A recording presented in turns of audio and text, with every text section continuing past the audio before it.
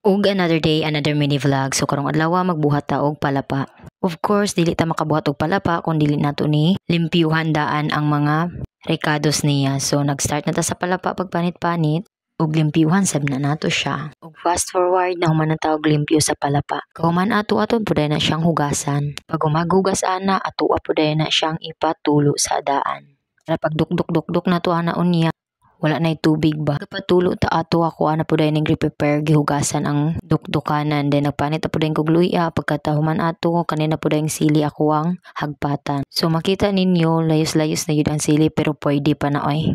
As long as napaihalang ay okay pa. Nakatulo naman to ato ang palapa so ato ana puday na siyang i-slice og inana.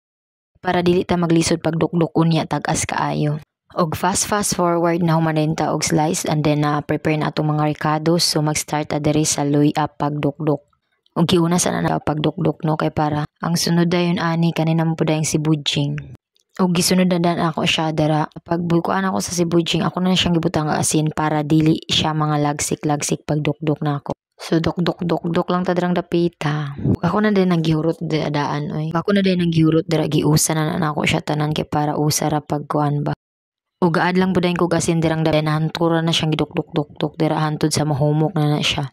Kanang pwede na siya maluto ba. Sa wala pa napanitan pero karon huy nagamay na lang. Ug gisunod na pud ako ni dukduk ang sili. Pero wala jud na ako ni siya gidukduk guys kay sakit kay ni sa mata pag mulagsik. So akong gibuhat dira ako ra nang liso dira. Basta wala na ako siya gidukduk.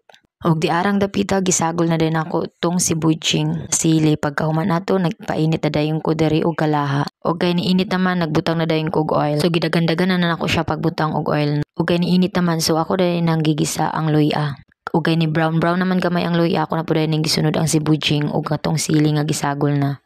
Okay lang yun na ako dira guys antod sa mo golden brown na dayon siya. Kanang ready to eat na dayon. Tada! Pagkalami na lang yun og mao lang sa to. Bye!